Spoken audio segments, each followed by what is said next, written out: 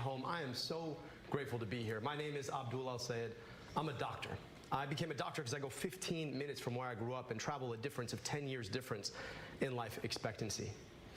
Instead of practicing clinically, I went into public health, rebuilt Detroit's health department, led Wayne County's Department of Health, Human and Veteran Services. We did things like put glasses on kids, took on corporate polluters, made sure that our kids weren't breathing the worst coming out of smokestacks, and eliminated medical debt. But I'm running because it just shouldn't be this hard. I've been down to 110 different cities, 475 public events. I could go... I've seen this. I'm going to AFK for 1 second. Lansing. I could be in a church in Detroit. No matter where I go, people tell me, I need to be able to afford my groceries. I need to be able to afford my gas. I need to be able to see a doctor when I get sick. My friend is going to frame this race about me and her. It's not about that. It's about you. It's about what you deserve. It's about you deserving a politics that's not bought off by the same corporations picking your pocket at every single turn. I'm looking forward to the conversation about how we get money out of politics, put money in your pocket, and pass Medicare for all. Thank you, Dr. Abdul Al-Sayed. Next up, Congresswoman Haley Stevens, you have 1 minute for your opening statement tonight. Well, thank you to everyone tuning in tonight. As we know, the stakes of this race couldn't be higher. Costs continue to go up. Our health care, voting rights, civil rights, it's all on the line, in addition to Social Security and Medicare. And if Mike Rogers wins this race, all goes by the wayside. Look, Michigan deserves a senator who can win and who can deliver. I'm the only one on this stage who has flipped a Republican seat, and I was named Michigan's most effective Democratic lawmaker in Congress because my only focus is you.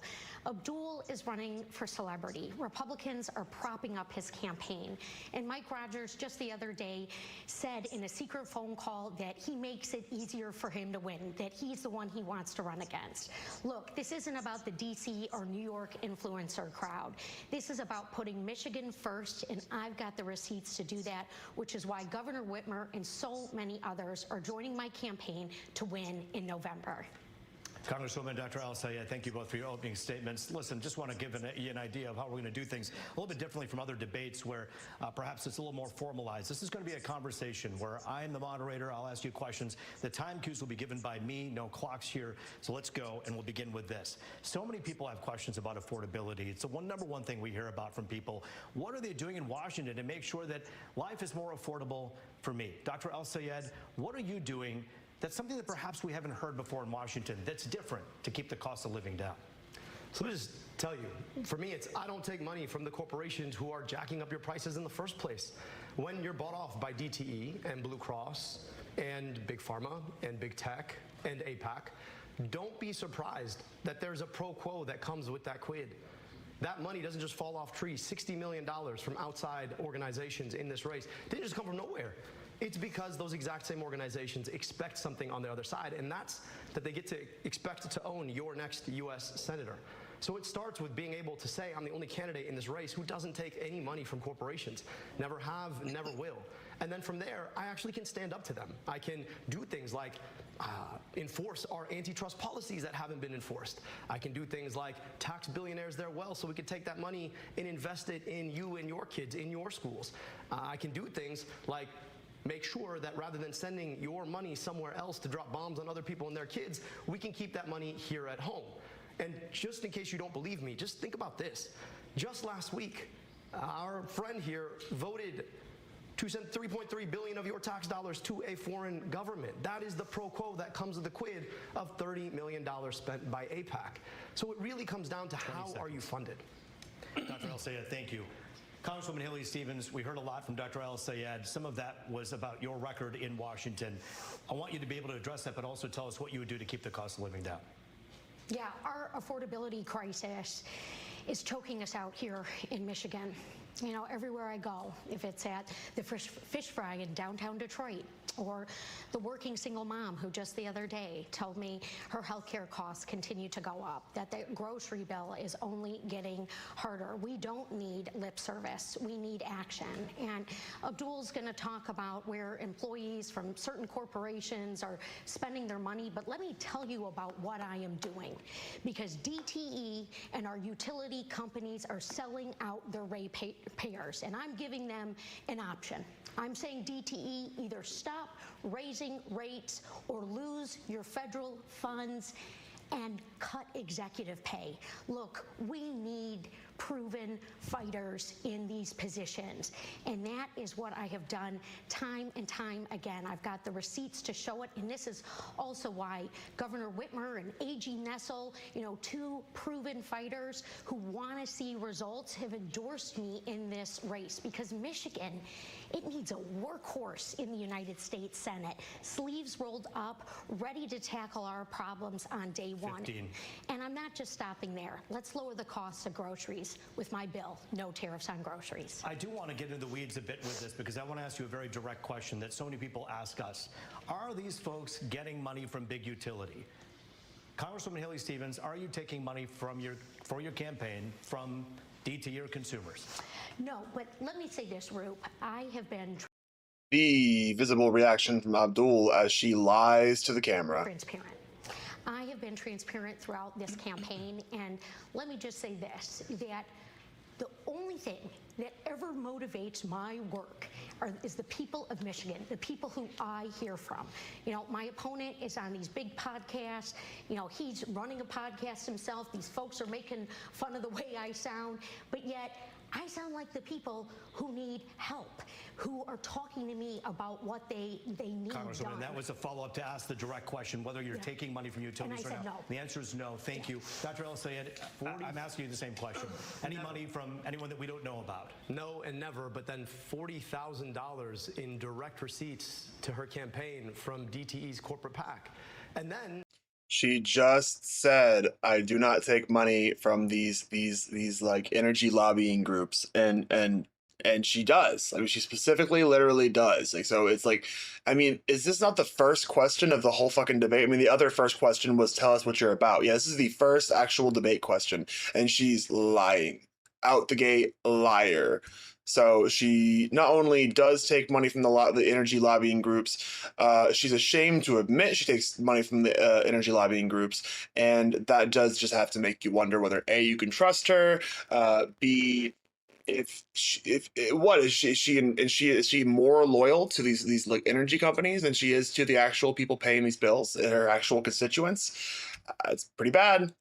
there's, I don't know, Center for Democratic Priorities, which released its funders, but then they're behind these shell organizations, these 501c4s. So I'd really like to revisit that question, because I don't know how to explain $40,000 directly to her campaign from DTE. I'm the only candidate in this race who's never touched a dime of corporate PAC money. I do want to ask both of you about your campaigns respectively when it comes to certain questions that people have. Congresswoman, we'll begin with you, and we'll dive right into that right now. You've heard many people ask the question about AIPAC, and it seems as though on many instances you haven't directly answered the question. Do you see why some people are bothered by the fact that so much money, $40+ million, has come from AIPAC for these PACs to talk about you and to promote you and to put you up as their candidate? Yeah, and I appreciate the question, Root, because this moment in this country and here in Michigan, people have every right to be frustrated about our campaign finance system. My opponent here on this stage, Abdul, he's got a super PAC that his father-in-law funds that has millions of dollars going into it. And look, in terms of foreign policy, Abdul and I do differ. I believe in a two-state solution. He has attacked me by name. Haley Stevens does not believe in a two-state solution. The idea of a two-state solution is there's this idea that the sort of outcome of the Israel-Palestine genocidal situation is that one solution is that there will be two states. It's kind of like what it is now, and that there will be Israel and there'll be Palestine. There'll be separate states with separate governments and separate peoples. The problem is when she says, "I support a two-state solution," that is completely ignoring the fact that A, she takes $30 million from AIPAC, so she will be doing Israel's bidding, period. Two, she has voted to send $3.3 billion to Israel. If you send $3.3 billion to Israel to allow them to continue their genocide campaign, slaughtering, murdering, brutalizing, bombing, bulldozing Israeli children, sick, elderly, hospitals, school, anything, all of it, no limits. $3.3 billion to Israel does not go there with like strict contingency plans and strict like requirements. If you send it to them for defense or for war, either way, they're going to use it to brutalize Muslims. And so here's the reality: when Haley Stevens says, "I believe in a two-state solution," she's fucking lying to you, because to support a two-state solution would have to start by not funding one side to destroy the other side. If Israel is funded to a point where it can just obliterate Gaza, then two states cannot exist, period. For purporting that the people of Palestine and the people of Israel deserve to live side by side peacefully. The goal is always long-term peace. And also, the Prime Minister of Israel has attacked me by name. They both represent the extremes. Look, Michiganders want peace. They deserve to see peace, and that is where I have always cast my vote, and that is the work that I want to do for Michigan in the U.S. Senate. Specifically about AIPAC money, more than $46 million has been spent on AIPAC spending to back your campaign.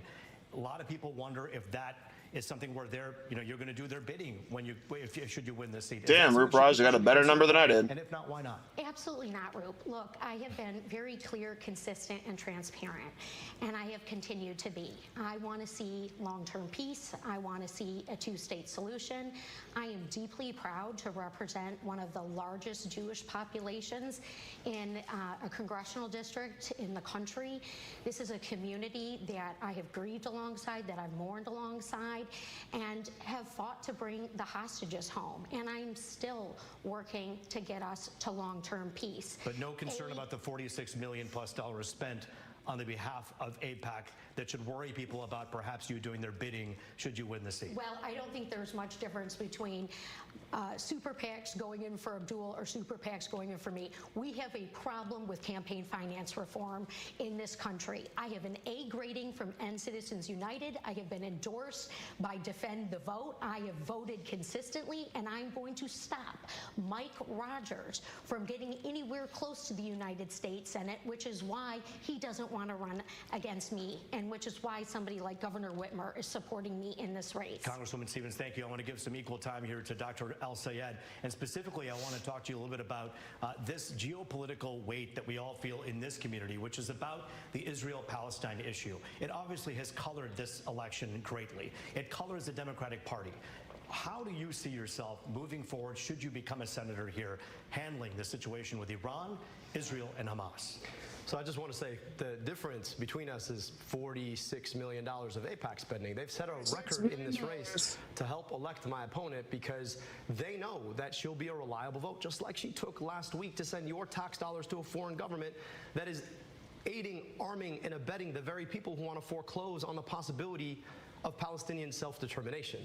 Look, at the end of the day, my job is to take care of you here. I want to be your U.S. Senator. I want your tax dollars spent in Michigan to provide schools in Michigan, to build healthcare in Michigan, to build roads in Michigan.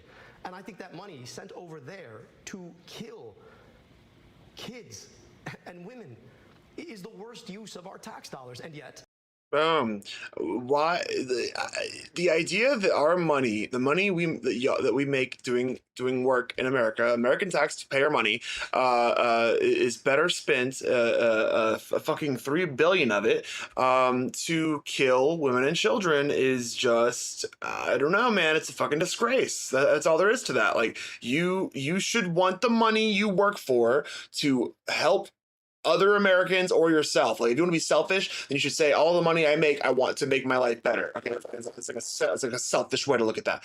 But like, in reality, you should want all the money you make to go towards making American life quality, so that we actually we live in this American dream, American quality of life. But when the reality is, I have written down here, $3.3 billion is guaranteed to Israel, then it can't help Americans. And all it can do is kill children.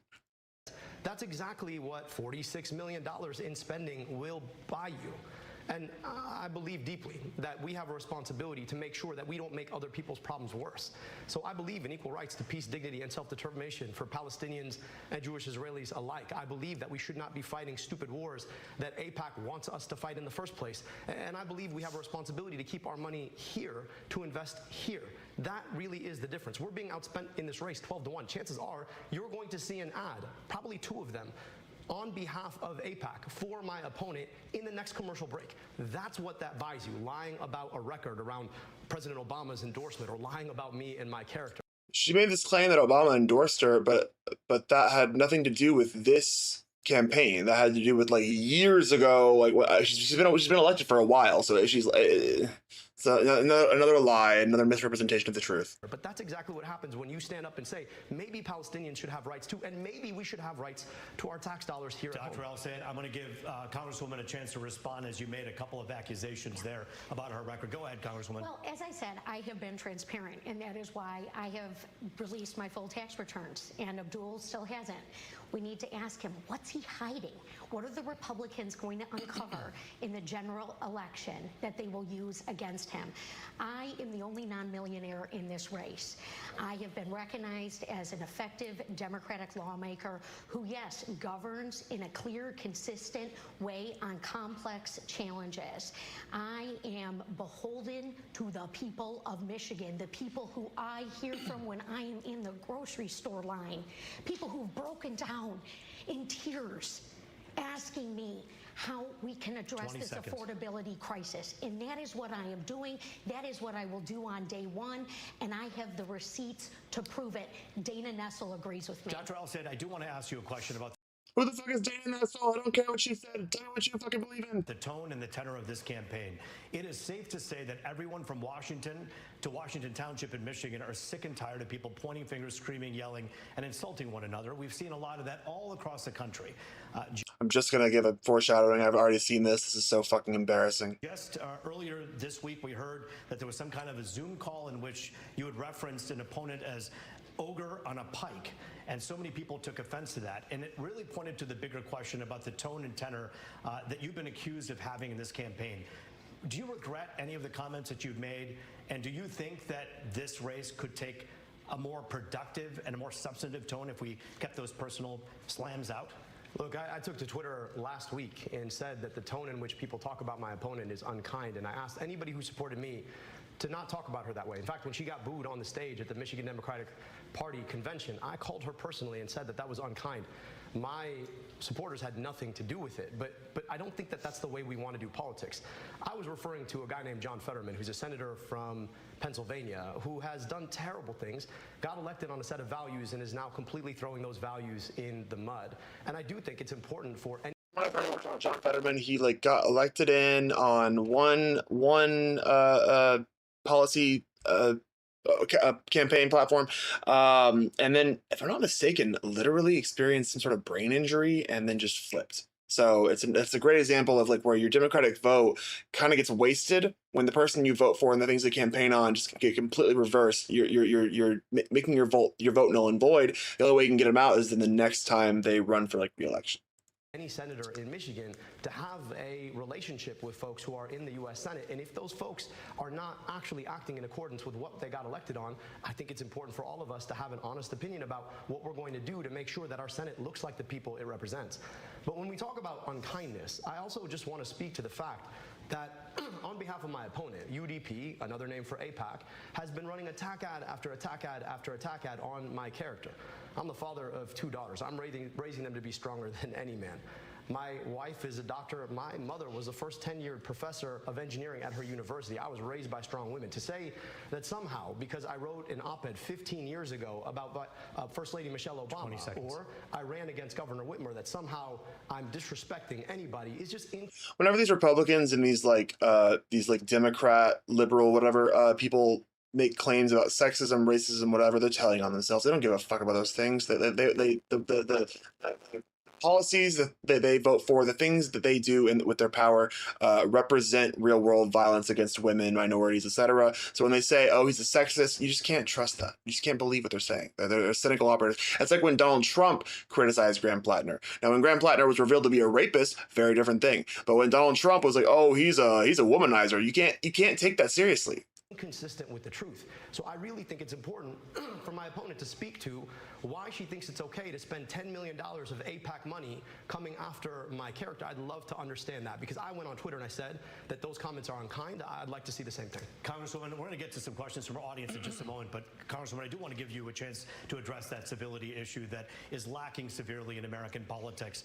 Is this something that the ads that you see on television, whether you paid for them or whether someone else paid for them, do you think they're doing an injustice to voters voters by just filling the room with vitriol and hate and not getting to the issues? Well, look, there was something else that was revealed in the phone call that Abdul was mentioning, which is that he said that he's not going to be able to get much done, that he's not focused on policy for the first 2 years that he is in the United States Senate, that he's going to be focused on national politics.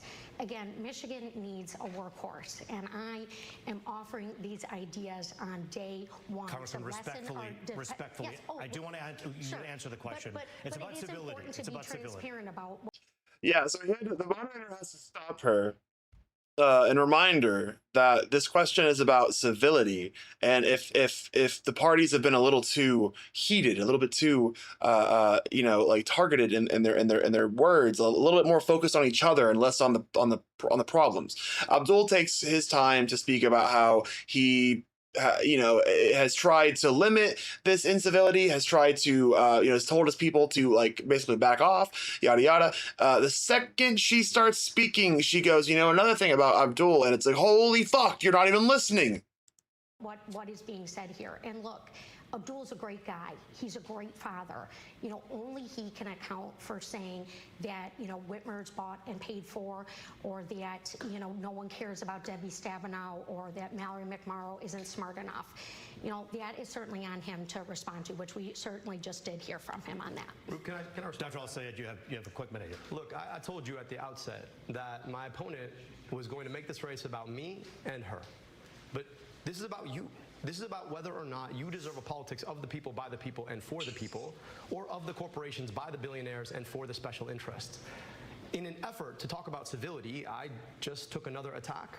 And I just want you to ask yourself, what is it that you deserve from your politics now? Do you deserve a politician more focused on their opponent because they want to be in a seat?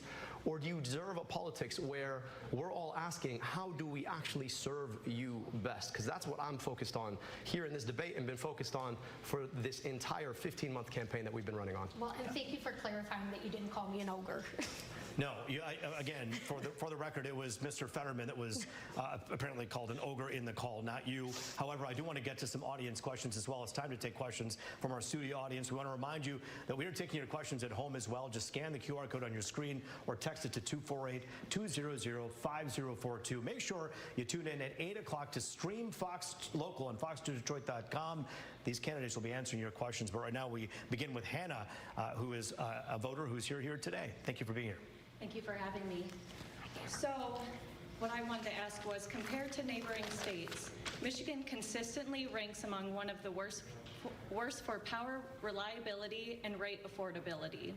As hotter summers and severe storms strain our infrastructure, what federal policies or grid investment standards will you champion to ensure Michigan residents get reliable, affordable power? We'll begin with Congresswoman Haley Stevens for an answer on that. Yeah, well, and Hannah, thank you so much for asking such an important and palpable question to so many Michiganders. It has been deeply frustrating to see Donald Trump get rid of the clean energy tax credit. It has been deeply frustrating to see our utility bills go up and up and up. These companies do not care about the ratepayers, and they are selling us out. I am not offering lip service to this issue.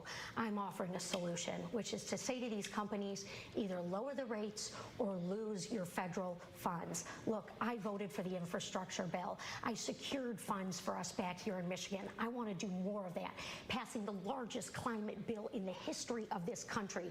Donald Trump's trying to erase it. We need a science-forward agenda, delivering for us, meeting the moment for who our families are, what our children deserve, and that's why I'm running for United States Senate.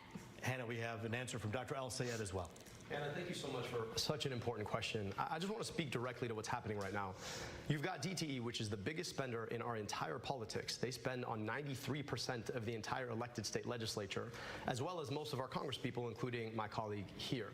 And that allows them to get away with things like building one of the largest hyperscale data centers in our state in ex parte approval. Now, that's fancy terms for saying approval without actually going through the normal process. And this is going to increase the load on our grid by more than twice. Now, we just lost our power for 5 days in a row because of a mid-level storm. We need to do a lot better. To me, it's about transparency in policymaking. People should not be able to take that money and then turn the other cheek and then allow for these approval processes that aren't approval processes at all. I still have yet to see a plan from DTE about how they're going to improve our reliability while doubling, more so, the amount of electricity they're expected to provide for a data center that nobody asked for. I put out a terms of engagement because these data centers, that was one of 15 that proposed last year alone. We need to be serious about the incoming threat that's going to make all of this so much worse. Thank you both, and thank you, Hannah, for your question. I want to address both of the candidates, and by the way, we are going to get to some text message questions as well from all of you at home. But I want to talk specifically about your campaigns, and I think it's noteworthy that one of the reasons we're doing this debate is to contrast the two of you, where you stand on so many issues, but also on how you go about doing your business, how you campaign. Dr. El-Sayed, I'll begin with you. The Democratic Socialists of America have not made an endorsement in this particular race, but when you go to a rally, and we've covered so many of them are from that organization. Who are you when it comes to your political stripes? Many people call you progressive. Some have accused you of being a socialist. Not that that's a bad word, but people have said. I want to say too, I watched this yesterday for the first time, and it is a little bit like shell-shocking, a little bit surreal to have a Fox News channel. Granted, this is a local Fox News channel. It represents Detroit, so it is tailored to the people of Detroit.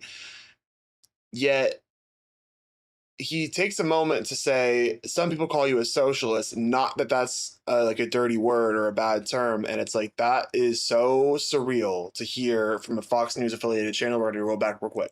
That organization. Who are you when it comes to your political stripes? Many people call you progressive. Some have accused you of being a socialist. Not that that's a bad word, but people have said that about you. Where do you stand on your politics? How would you describe your politics? Roop, I'm a doctor and a scientist. I want policy solutions that actually map to the problems that we face. My governing experience is rebuilding a health department in the city of Detroit, leading Wayne County's Department of Health, Human, and Veteran Services. We had to go in there and work with a diverse community to be asking what are the challenges we face and how do we actually solve them. We were able to identify the fact that our county ranked the number 8 for medical debt nationwide, and we could eliminate that for a penny on the dollar. So we set aside $7 million to erase up to $700 million in medical debt. When kids couldn't get glasses, 30% of them would get tested positive for needing glasses and wouldn't get a pair. We put optometrists on vans outside of schools so that as soon as a kid got a positive test, they go out, get a full optometric exam, and get a pair of glasses delivered within 2 weeks of a vision test. Now, working with a diverse community of people, you come to realize that not every solution fits the same way. You've got to be thinking about a solution in the right way. When it comes to the question of socialism, I'm not a socialist. I'm just a capitalist who understands how capitalism works. The biggest threat to capitalism was never the idea of government regulation. It was always monopoly. I want you to think about the stuff that you have to buy, whether it's your groceries and the number of stores you can go to, or it's buying a flight to see your grandmother, or it's picking a phone or a phone provider. You have like 2 or 3 options, and that shouldn't be legal, but that's the way our economy works right now. So I think government ought to be there to regulate on monopolies and oligopolies so that everybody can actually participate in an economy without having to be forced to pay more or get paid less for the work they do. Congresswoman Stevens, another question about your campaign. We've seen just in the last few days, of course, Senator Sanders, we've seen AOC, and we've seen Elizabeth Warren just today, and they're all behind Abdul. These are the people who worked with you in the same room, have watched you for your 4 terms. Should that concern voters that they're taking the outsider's side in this case? You have a minute and a half. Well, I think that we should look at the fact that Brenda Lawrence, my longtime mentor and dear friend, Congresswoman. Gotta be honest, we're just gonna kind of skip the part where she just talks about all her fucking endorsements. I don't know, it's just not real. It's not real. Not into it. Nice moment to skip a bunch of dead air in this interview anyways. Okay. What's the question? Next message with Dr. Abdul Al-Sayed and also Congresswoman Haley Stevens. How will you bring back manufacturing jobs and secure longevity for the big 3? Congresswoman, you had a chance to address this earlier. We're going to begin with Dr. Al-Sayed on what he plans to do when it comes to manufacturing jobs and securing the big 3. Well, I'm grateful for the endorsement of the UAW, and they endorsed me because they understand that a pathway forward to bring back the manufacturing that we lost because of terrible policies like USMCA, voted on by my friend here, is to make sure that we are thoughtful about actually regulating the way that corporations and the top of corporations make decisions. Number one, I think we need to ban stock buybacks. This is this process by which corporations will literally buy their own stock to artificially raise their stock price, taking money away from the future of R&D and the workers themselves. Number two, I actually think that there's a pathway, unlike the stupid tariffs of Donald Trump, which is around-the-clock tariffs for everyone. I think that there's a place for targeted tariffs. If you think about free trade like cancer, I think we need some chemo. And the way that that would work is that they were transparent, specific, directed to particular product lines. And then number three, I think we need to massively invest in continuing to be the best place to make an internal combustion engine in the world, and also to invest in EVs and EV infrastructure. And I want to talk about what I mean by that. I don't believe in a mandate, but what I do believe is that you should be able to buy a $25,000, 300-mile range car brought to you by the big three. Why? Because that's the way that we're going to be able to create a product line that can compete all over the world with the kinds of cars that China is now manufacturing and eating our lunch on. But that means we have to invest in workers, and that really is the most important piece here. The UAW has built the American automotive industry. We need to be invested in them. We need to make sure that we continue to have the best manufacturing and engineering talent in the world. And that means ending the restriction that we've seen, and it means investing in our workers again. Again, we have an opportunity to continue to lead if we're willing to actually think past the ridiculousness of the Trump administration into what the future can be and into how we continue to invest in workers, engineers, and a product line be fit for the future. Congresswoman, I know you have a lot of notes and a lot in your mind and heart about manufacturing, but does it disturb you at all that the UAW put their endorsement to Abdul when you've done all this stuff for manufacturing that you've talked about? Look, I am so deeply proud to have a longstanding relationship with retirees and UAW members, and to have 17 labor endorsements in this race by a long shot. And I'm also very proud to have receipts and plans, and I'll show you where I'm leading the charge. Costs are killing us in our manufacturing sector. All right, the trade war with Canada has sold us out. There are 1,000 Cleveland Cliffs workers, mostly in downriver, that are out of work right now. You know, Mike Rogers wants to rubber stamp all of this. The stakes couldn't be higher. November is 50-50. He said on the leaked call he wants to run against Abdul. He knows that I passed bipartisan wins for Michigan with chips and science to lessen our dependence on China, that I want to do. Another example, I've talked about it before, where, essentially you've got a liberal Democrat looking at a DSA member and saying, the enemy, our mutual enemy, the Republicans, want to run against you. As in, you're so bad, unelectable is the term they use, that you will enable the enemy to win. Well, I will give you a fucking news flash. The person talking to you is your enemy. They're telling you that you are a bad candidate to go against our enemy. But I say, you're my enemy. You've chosen a position that is completely contrary to mine. You don't have the same values as I do. And you're honestly more like our enemy than you are like my ally. So when they tell you Abdul can't win, the Republicans want to run against him. Don't take that seriously.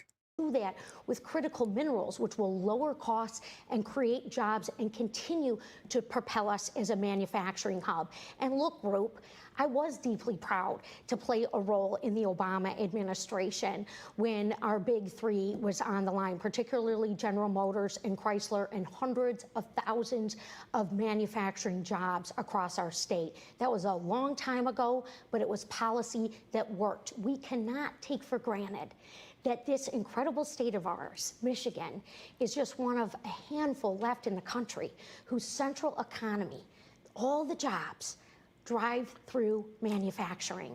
I'm going to be the champion for that in the United States Senate, and I'm going to run through anyone and anything that gets in my way to deliver for us. You know, one of the things and one of the reasons we wanted this debate to happen right now, just hardly a week away from the big election, is because people don't always understand the differences between the two of you. Some of them are clear, some of them are not. So I'm going to ask you a question that is really mirrored in this text message from one of our Fox 2 viewers.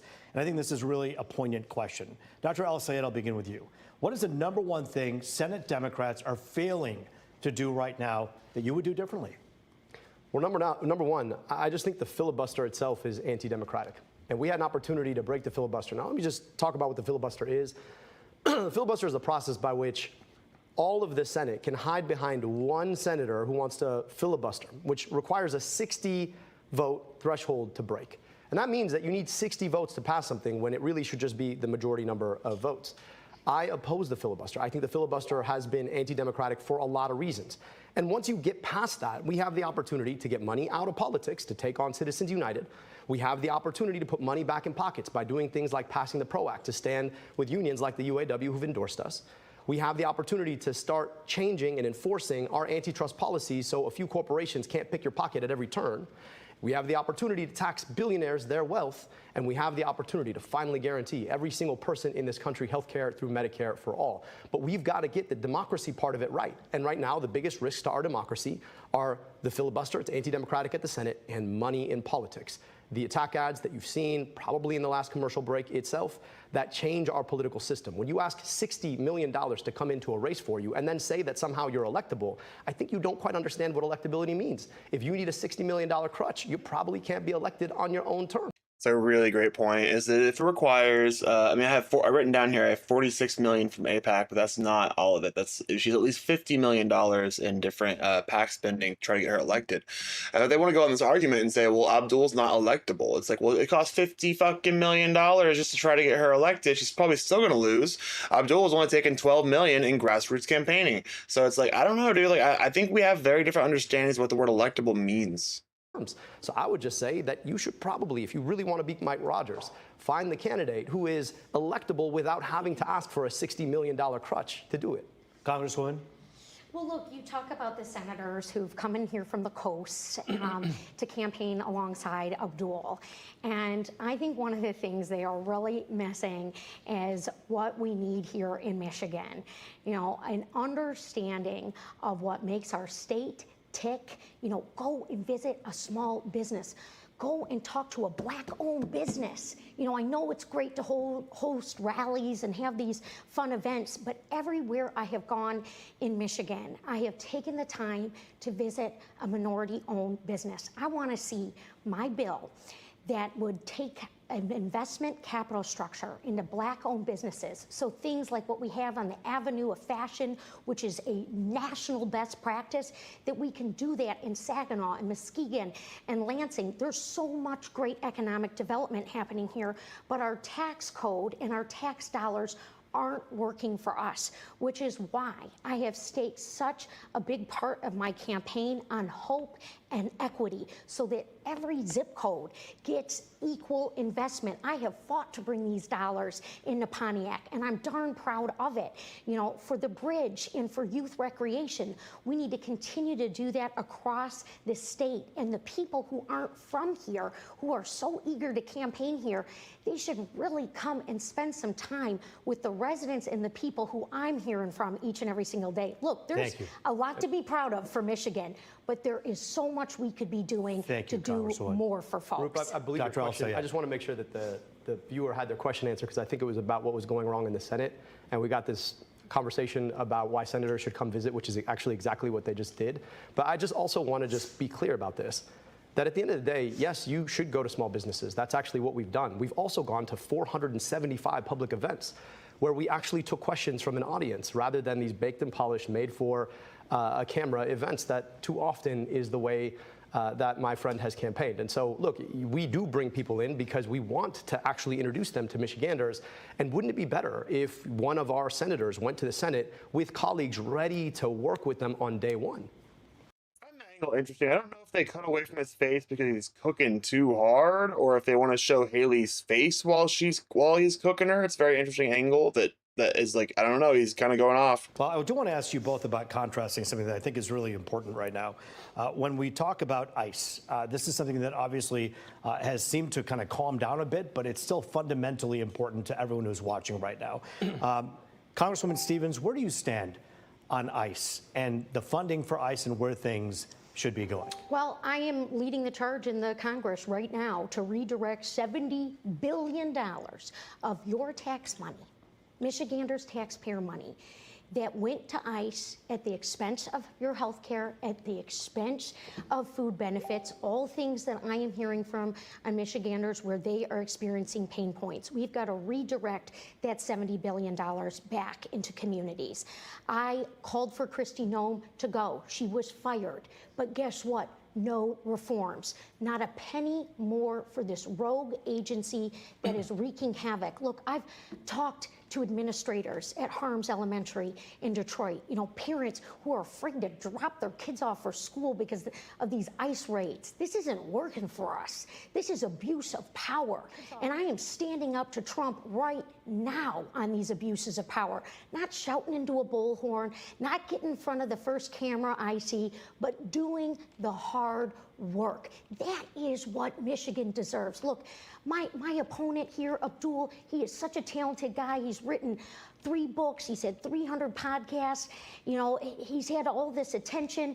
But the deal is we don't need a celebrity candidate. We don't need a celebrity senator. We need somebody who is committed to 6 years of hard, unglamorous work that's going to stand up to this junk that is wreaking havoc and causing chaos right before our very eyes. It's unacceptable. All right, Congresswoman, thank you. Dr. El-Sayed, you heard Congresswoman Stevens there say, essentially, strip away some of the funding for ICE. Is that not good enough?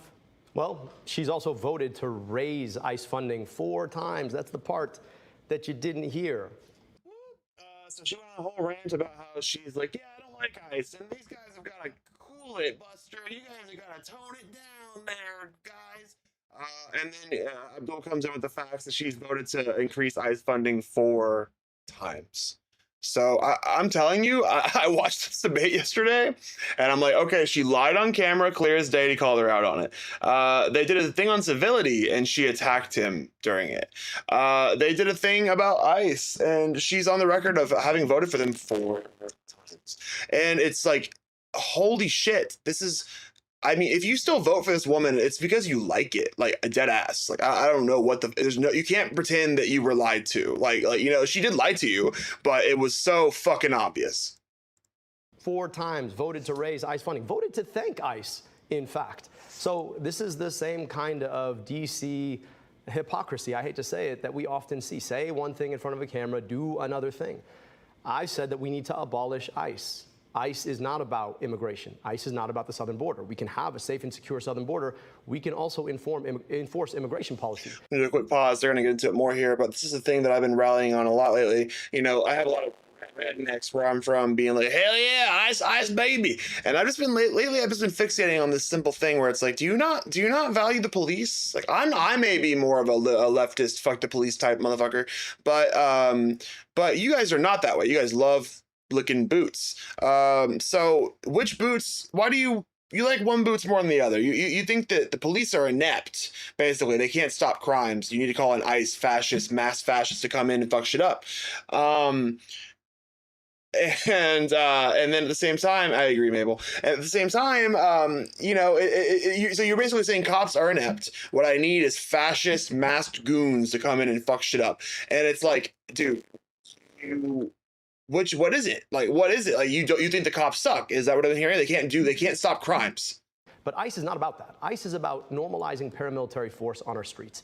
And I just want to push back on the idea that it's calmed down. I mean, I was just in Genesee County this weekend, and you had raids in Saginaw. People are scared to death. And we've got a congresswoman who tells you that she's against ICE, has voted to raise ICE funding, voted to thank ICE, called the people who work in ICE, I don't know, very fine public servants and other things when she went and visited herself. So I'm just saying that I do the thing that I say I'm going to do. I don't think ICE needs to exist. For the better part of our country's history, we did not have an ICE, and I think we can do a much better job when it comes to immigration without one. And here's the last thing I just want to say about this. When it comes to the question of immigration, we need Democrats who are going to stand up and actually talk about the great good that immigration has done for our country in the first place. The idea that somehow we can't say abolish ICE because we're so afraid of what they're going to say when we've seen ICE terrorize people in our streets, to me, is exactly the kind of cowardice that we don't need from Democrats. So yeah, I'm going to take the bullhorn, and I'm going to say that I think we need to abolish ICE because I am not afraid of what they're going to say about me. Doctor, I do want to follow up, though, with both of you. Isn't saying abolish ICE like saying defund the police? Is that Kinda. What the fuck's your point? just busting the whole thing open, or do you believe that in order to have enforcement, you No, you're just I mean, I'm not putting it on Roop Raj. Roop Raj is trying to do, journalism so that people, for the audience members at home, he probably understands better. But invalidating the whole thing down to, aren't you just busting it all open? Aren't you just, no, dude, like there's a reason they're saying defund the police. There's a reason they're saying abolish ICE. You're acting like it's extreme overreaction, but they are reacting to the reality. Like, the reality is they need to be defunded. They need to be abolished. There's no fucking point in all this violence. Defund the police is not the same thing as saying remove the police. And abolish ICE is the same thing as saying get rid of ICE. But it's not because we don't need any law enforcement. It's because ICE is just a misunderstanding of how to handle this. need to have an agency that knows how to do it. Yeah, well, I just also ran government agencies. And I know that when a culture of impunity sets into a government agency, it becomes almost impossible to take out. And so I think the agency as it exists does not need to exist. That's not to say that we are not going to keep our streets secure. That's not to say that we're not going to enforce immigration policy. That's not to say that we shouldn't have a safe, secure southern border. How do you do it? The same way we did it for most of our history, Roop. For most of our history, we didn't have ICE. We had INS. And they were targeted. They obeyed the laws of this land. They didn't terrorize people in places like preschools and parking lots. They didn't run up in schools and churches. They understood that their job, yes, was to enforce immigration policy, but they did it under the protection of the Constitution itself. And that's what we're losing here. You've got ICE agents who do not understand that the central law of this country is the Constitution itself. ICE has become a tyrannical agency, and I think there is no way to get past that except for to undo the agency and then build from scratch. Congresswoman, you have been on video saying on social media before about the fine people of ICE. Do you feel differently about that? Do you believe that both can be true, that there needs to be reform, but there are good people working with ICE? Roop, let me just be very clear. Complaints and slogans aren't solutions, all right? I went up to an ICE detention facility to call out and see why people were losing their lives, why they were being held for long periods of time without due process.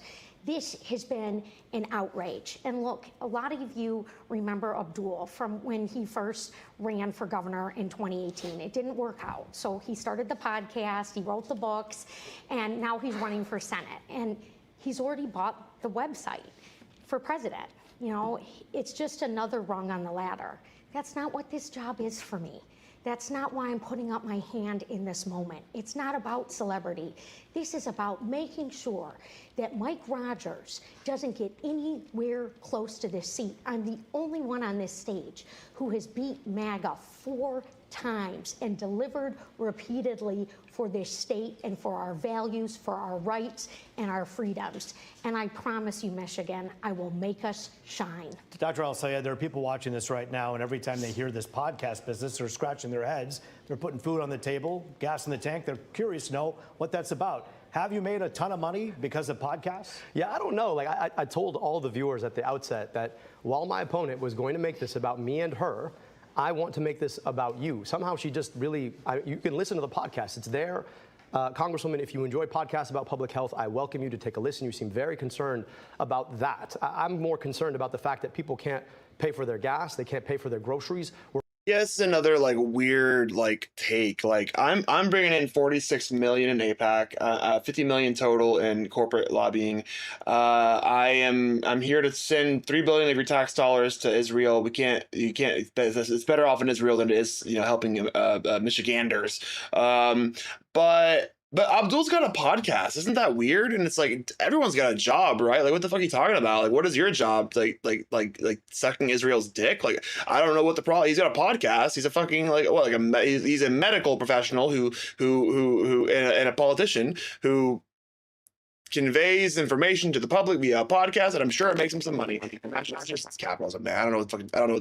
It's just the hypocrisy of we need him to be poor and starving. It's weird that he's making money, except that I take $46 million in foreign money. We're fighting a war that's cost us billions of dollars, that has been pushed by the government of a foreign country, the same foreign country that the folks paying for your ads want us to send billions of dollars to. And that's the thing that I think Michiganders really want to understand. They're not that worried about the fact that I hosted a podcast. They're worried about the fact that right now, for a lot of folks, their kids go to schools that are unbecoming of their future. They are worried about the fact that they can't gas up their car because it costs, what, $4.50 a gallon? They're worried about the fact that the same corporations who funded your campaign are raising rates on the things that they can't go without, like their power. So I'd really like us to focus on the things that actually matter, which have nothing to do with a podcast, have everything to do with the future of Michiganders that we would like to serve. Yeah, but it also is about transparency. And you have not released your full tax returns, $300,000 in other income, while you sat in the podcast chair and you hawked junk healthcare cures that RFK Jr. would thumbs up. You talk about getting money out of politics and putting money in people's pockets, but still no one knows who's putting the money in your pocket. You know, I have been transparent and I am offering, you know, real. She lied about what money she takes at the start of the show. Her claims of transparency, this whole like fake thing where she's like, but you're not being it's just not real. It's such it's a bait. Plans to address the cost of living Well, crisis, we want to be able tackle Donald Trump's And you're talking about what you power. did, but you also made some accusations here. Dr. El-Sayed, that is a question that some people may have that Congresswoman's talking about. Talk about the money and the financial disclosures. You were going to release some We today. released all of our financial disclosures. Again, this is a distraction from the issues in your life. But not I'd love to talk about transparency. I really would. Because I want you to ask yourself, there is this group called the Center for Democratic Priorities. They didn't exist until they popped up and started running ads for my opponent. And then there's this other group called Center Forward that paid for a flight for the Congresswoman and her mother to go to Portugal. And they just released their donors, and then it's a whole bunch of shell 501c4 organizations. They're the folks who are literally putting money in our pockets right now to try and mis and disinform us about this race. And here's the thing about it.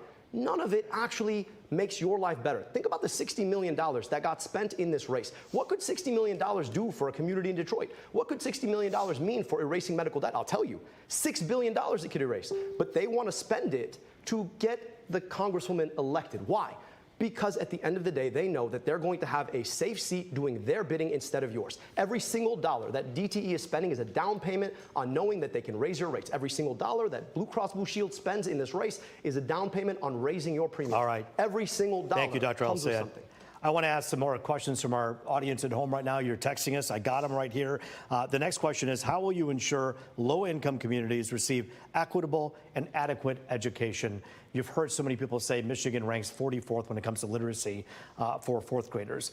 Let's start with Congresswoman Haley Stevens. What are you doing now? What do you plan to do should you become senator? Well, we are certainly being robbed by Washington, D.C. and Donald Trump, who treats the Oval Office like a stock trade floor.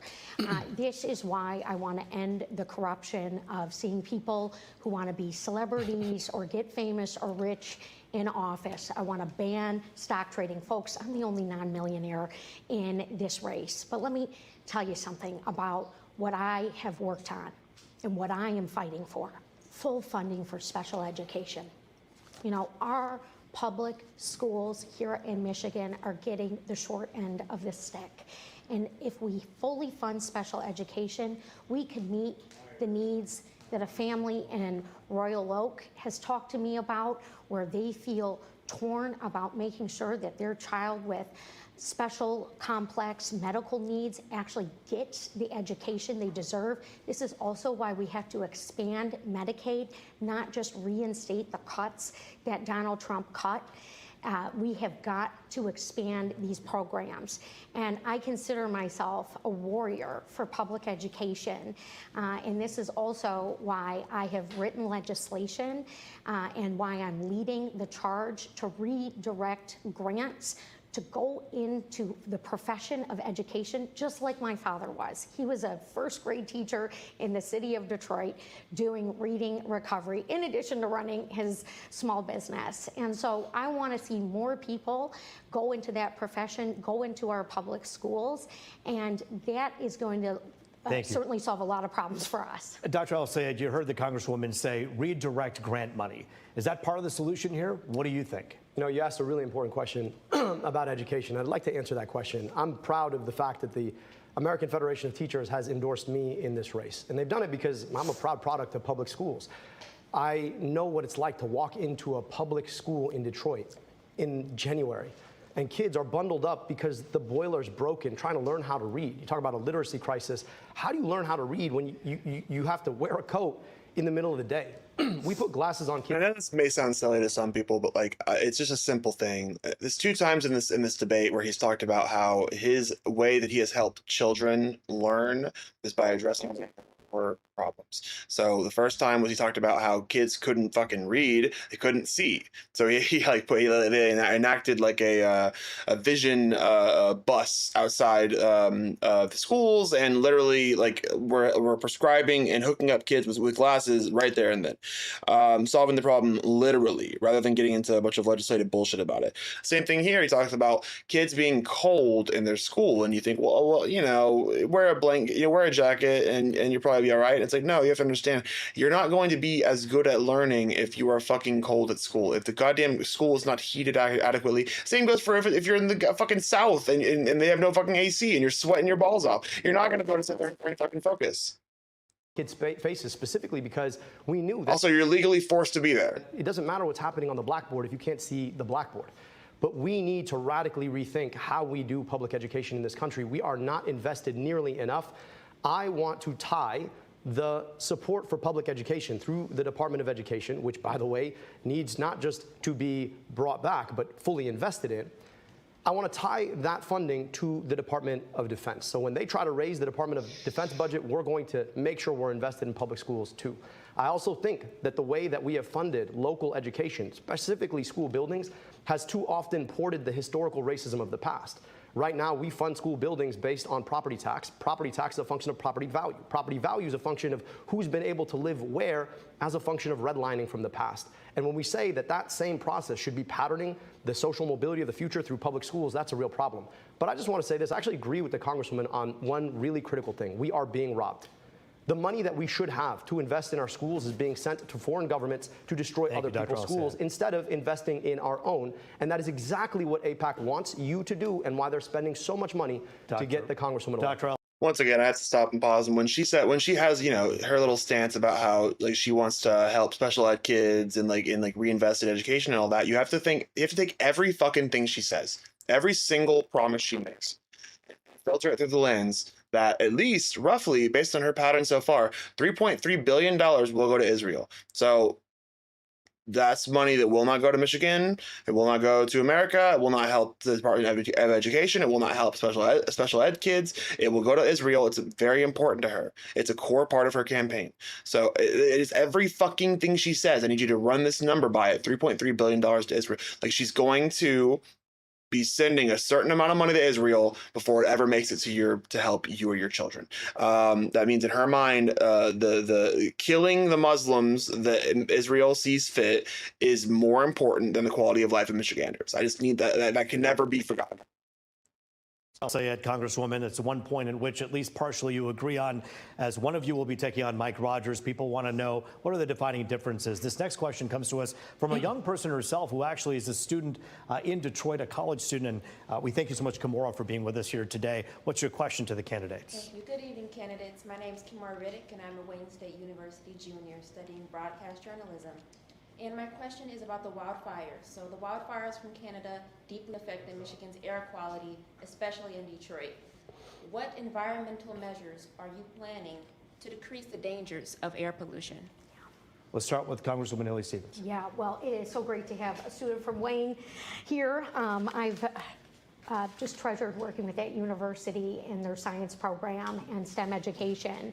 And that is very much at the heart of why we need good climate policy, not the junk science that we are getting from the Trump administration. And let me tell you what I think that looks like. One, we've got to cut the carbon emissions. We've got to lessen our dependence on big oil and gas. investments like I secured in our clean energy future, so that from Marquette to Detroit, we were evolving and moving forward. You know, Every time she talks about how she's going to improve energy, I remember that she took money from the local energy companies for her campaign. that has been stripped away by Donald Trump, and that's not right. But it's also not enough to just say, hey, we're going to go in there and just fight Trump. We've got to put forward our own creative ideas, which is why for 4 terms I've sat there on the science committee, securing resources, looking at alternatives for plastic and our supply chain. This is an opportunity for Michigan manufacturing, Michigan innovation to shine. I want to make sure that we are leading the way. And then when Kamara is a broadcast personality, she's talking about the things that we have secured in the United States Senate for Michigan, for our jobs and for our clean energy future. Dr. Al-Sayed, clean air. Kamara, just be careful. If you become a broadcast personality, somebody might come after you. I just want to speak specifically to your question. I can tell you about what we've already done. We put air quality monitors all over Wayne County so folks can get real-time information about the air that they're breathing. Took on some of the biggest corporate polluters in our state when I was in the city of Detroit. Took on Marathon Petroleum, the biggest polluter and the most polluted zip code in the state, forced them to invest their own money to reduce emissions when they had wanted to increase them. The truth of the matter is that these wildfires are happening more often because it's drier and hotter than it has been in the past. It's drier and hotter because we continue to rely on fossil fuels for our energy. We need to get to 100% renewable energy. And the only way we're going to do that is by taking the Chevrons and the Exxons of the world out of our politics. Now, guess whose campaign they supported? Well, if you guessed my Congresswoman colleague, you probably guessed right, because yes, they have both given to that campaign. So when you hear ideas of things that ought to be done, but they never actually get done, you should ask yourself why it doesn't get done. Well, because the people who sell oil in this country fund the politicians who make sure that they can keep selling oil. Dr. Al-Sayed, Congresswoman, thank you so much. We have another text question, one of the many, many text questions. This one, I think, is important because, again, my main goal and our main goal at Fox 2, let's differentiate between the two of you. What are the big differences here? So what would you do on your first day in office? We'll begin with you, Dr. Al-Sayed. What would you do on your first day of office should you become senator? Anybody who knows me knows that getting people health care is the passion of my life. I went to medical school only to realize that too often our healthcare system is part of the problem. We need and deserve guaranteed health care through Medicare for all. I have been thinking about this question. In fact, I've testified to the U.S. Senate twice. This wouldn't be my first time walking into the chamber on Medicare for all, guaranteeing health care, on eliminating the medical debt in this country, $225 billion. Now, on Medicare for all, there is work that we're going to have to do. We're going to have to get a president elected who can do it in 2029. Now, in the process, though, I actually think that we could eliminate all the medical debt in this country, $225 billion. Just so you understand what that is the amount of the GDP of more than half of U.S. states in this country. So on day one, I want to offer medical debt relief to everybody. I think we could get bipartisan support to do it, and I'd love to get that done. And let's start working through Medicare for all, and then let's make sure that we can get money out of politics so the big pharmas and the big insurances of the world aren't in the way when it comes down to finally getting this done for all Americans. Congresswoman, in a minute and a half, tell us what you do on your first day in office. Yeah, day one, we have to stand up to the abuses of power. Take it from somebody who has been recognized as our most effective lawmaker. When I tell you I'm going to go to the United States Senate and ban stock trading for elected officials, their spouses, their children, for our president and our vice president, and for candidates for those offices, I am going to get it done. I am sick and tired of seeing Donald Trump sell us out to the highest bidder, go cut deals with every other country except for cutting deals for us here in Michigan. We have been paying the price, and it is not acceptable. And speaking of prices, day one actions to lower costs and to invest in small businesses, minority-owned businesses right here in Michigan. Those are your tax dollars, and I believe in the effective stewardship of them so that they go back to our communities here, and I've got the receipts for that. I've got the proof points for that. And then lastly, we got to make sure that the jobs of the future are coming from the place that we all love to call home, which is why my manufacturing agenda on day one will also be in the hopper. I got all the bills ready to go, Roop. We have 30 seconds left for each of you to answer the following question. What makes you think you're the formidable candidate who can take on Mike Rogers? 30 seconds, Dr. Al-Sayed. Well, poll after poll after poll has shown, despite what my colleague says, that I am the most competitive candidate to take on Mike Rogers. But it's also this, that you've got to have something you're fighting for. Ask yourself, if DTE funds both Mike Rogers and Haley Stevens, who wins? DTE wins. And Blue Cross and Big Pharma and Big Tech and APAC, all funded by the same people. We need a choice. I'm the only candidate in this race who does not take corporate money. And so I offer a real contrast to a guy who has never seen a corporate dollar he did not want. Congresswoman Haley Stevens, 30 seconds. Well, look, Governor Whitmer, Attorney General Nessel, the chair of the Michigan Legislative Black Caucus, Amos O'Neill, they all agree that I will be Michigan's workhorse, that I will stand up for us on day one, that I will beat Mike Rogers just like I have beat Republicans 4 times over.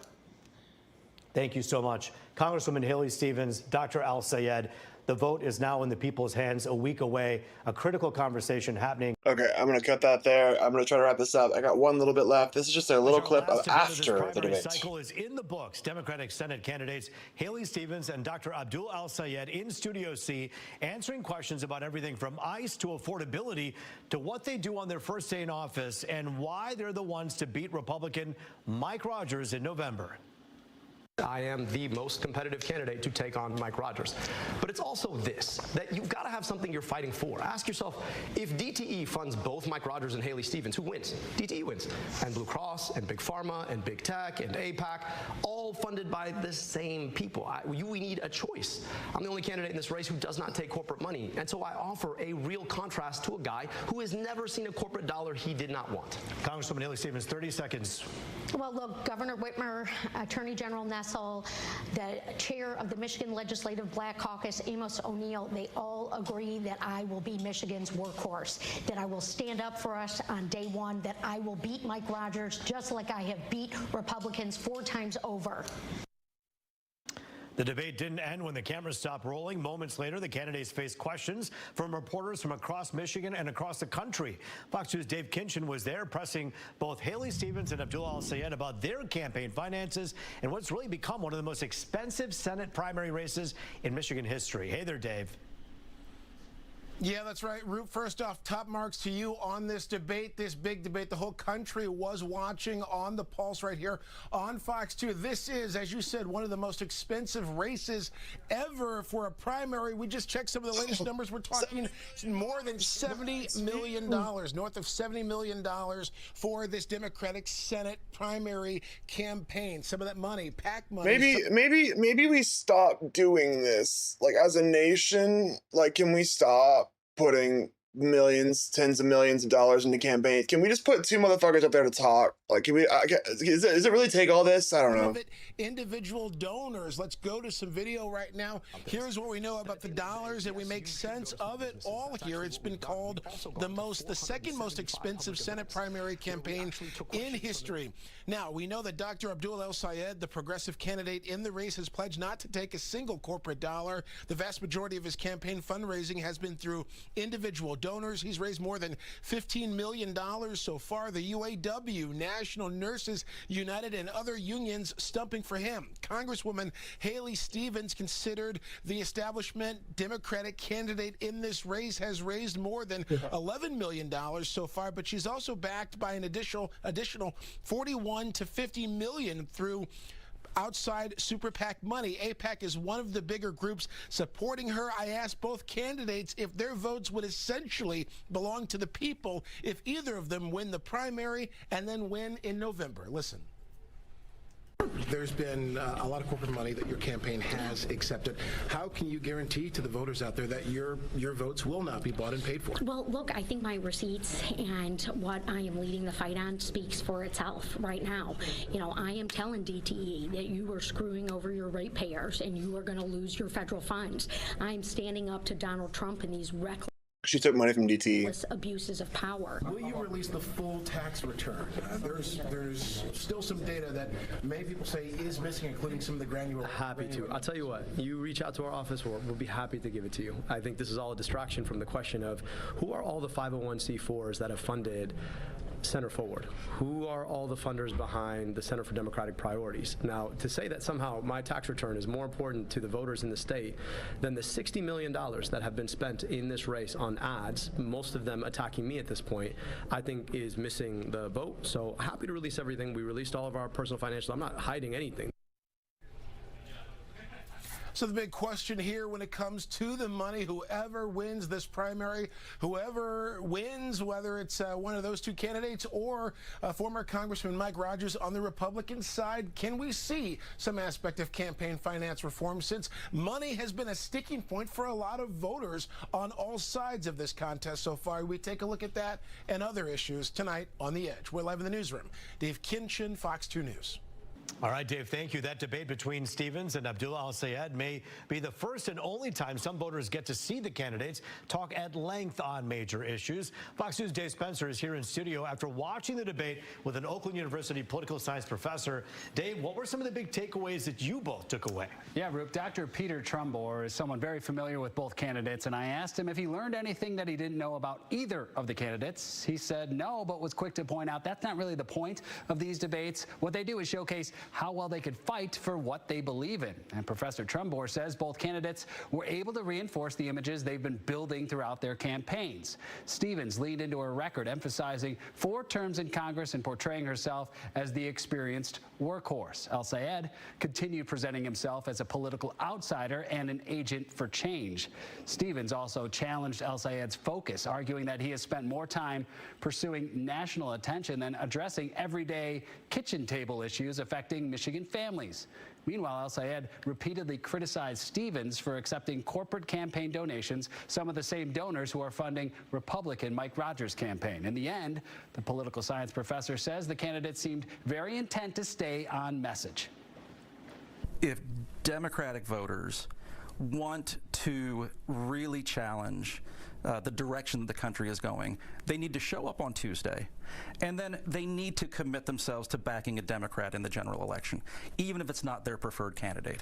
And so whether you're a Stevens backer or an El-Sayed backer, I think that if Democrats are serious, then they need to steel themselves to hold their nose and maybe vote for the person who wasn't their top choice, because the alternative would be unacceptable to them. So we've all seen the political ads, but this might have been the first chance that voters get to have a long-lasting impression. Watch the candidates talk meaningfully at length about the issues. Now, coming up at 11, we'll discuss what the professor says needs to happen after the primary. Of course, the voters are going to speak when they head to the ballot. You know, and you imagine that Mike Rogers is probably the one, like in the old Twitter meme, eating popcorn in the movie theater, just watching this unpack. And as he does, he probably is taking very close notes about who it is that could end up being his opponent and what he would say to respond to some of those things. There's certainly an advantage with when you have Mike Rogers running unopposed, that he could do just that, sit back and watch, and then have his team kind of pick and choose what they want to go after, and that's probably exactly what they're doing. Well, an important conversation we're glad happened here at Fox 2, and we're grateful for your coverage here tonight. Thank you, Dave Spencer, for us tonight.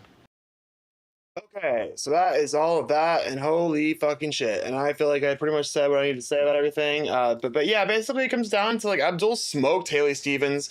Roop Raj, the moderator, the Fox 2 Detroit moderator, he did not give her a fucking break, man. And I'm glad. It just was surprising, and I honestly I had to look it up to understand it a little more. Fox, those like local Fox channels are not held to the same journalistic standards that, say, like Fox News, the broadcasting channel, is. They represent local news networks. So that's Fox 2 Detroit. So they're appealing to the Detroit base. They only really report, I think, like 50 to 70 miles outside of Detroit.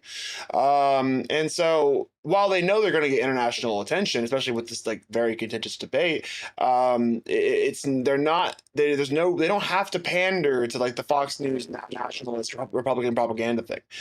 So I was just surprised. I was like, oh my God, Roop Raj does not give her a fucking break. Like when she lies or just like avoids the question, he kind of just acknowledges that and goes to move on. And you know, it's almost brutal in a way. But yeah, I mean, I don't know. I think that debate highlighted very well what the deal is. That she will literally, let's say I made notes that she lied right out the gate. She attacked Abdul when they were discussing civility. She, wouldn't really address all the AIPAC spending nor her $3.3 billion to Israel, which you just got to keep in mind that will go to Israel before it goes to America. Like, she has committed to that. She has committed to unconditional support of Israel. So when they say, "Hey, can we have $3 billion?" she's like, "Oh yes, Daddy, of course." And that, just like, you may think like, "Oh well, she can do both." No, you can't. You can't send $3.3 billion to Israel and also send it to Americans. What do you mean? You can send $3.3 billion to Israel and then also vote on a bill that like helps fund Americans. But when you send $3.3 million in taxpayer money to Israel, it goes to fucking Israel. It can't go to Americans. So I don't know. I was going to do more coverage today, but I was just so much. I think that was the main thing I wanted to talk about today. Before I leave, this is a Tavern research poll that came out of Michigan. A sample of 914 likely primary voters fielded via text to web from July 26th to July 27th, and weighted by gender, race, education, and matched likelihood and vote history with a margin of error of 4.1%. This is all just like demographic data stuff, mostly white, mostly women, etc. Whatever. If we go down to page 4, though, we'll see if the primary election for U.S. Senator from Michigan was held today, who would you vote for? 46% for Abdul Assad, 36% for Haley Stevens. 14%, not sure. 4% for Democratic Mallory McMorrow, who is not in the race anymore. So I don't know if they just don't know she's not in the race anymore. That'd be my best guess. Or they're saying, I wanted to vote for her and I will not vote for anyone else. Doesn't really matter. 77% feel pretty confident who they're going to vote for. I don't really know the difference between these two. I guess there was more options here, but they were kind of like, oh, if you did change your mind, it would be your second choice. So not sure. Yeah, I mean, I don't know. The people that don't know, that aren't sure, whatever, it's fine. But yeah, at the end of the day, essentially, here's Haley Stevens. Haley Stevens' total net favorability is 18%. That's 55% minus her 37% unfavorable. Abdul Al-Sayed is 40% net total favorable, 64% favorable, 24% unfavorable. The average comes to 40. So if you take the actual net favorable of both, you got Haley Stevens at 18%, Abdul at 40%. It's not necessarily like mean that that's what will happen, but that is a pretty good indication as to where it's heading. I think the debate was really fucking telling. I think Haley Stevens looked like a fucking lying bitch. I don't know how to say it nicely. She comes off as very fake and with the wrong motivations. And when she does finally go on and decide to preach on some like Michigan issues, it's all, you have to, like, you can't forget like all the lies that were just told. You can't like fall for like, oh, special eds kids. It's like, yeah, but that's 3.3 billion to Israel, so that can't go to special eds kids. So I don't know, man. It's just pretty telling, I thought, and I figured I would just make today's episode all about that. Yeah, I even considered rapid firing these off, but I just don't care. Missouri's got some stuff going on. Missouri's got an election coming up. Wesley Ball and Corey Bush. Wesley Ball seems like a Haley Stevens ass motherfucker, and Corey Bush seems pretty cool. And China has accepted a U.S. tariff fucking ceiling of 20%. They're at 12% right now. There's a ceiling of 20% that they can go to total. And then after that, I guess they'll be like, that's bullshit. I don't know. So that's the show for today. Fuck Haley Stevens. Vote Abdul Al-Sayed if you give a fuck about Michigan. Bada bing, bada boom. Have a nice day.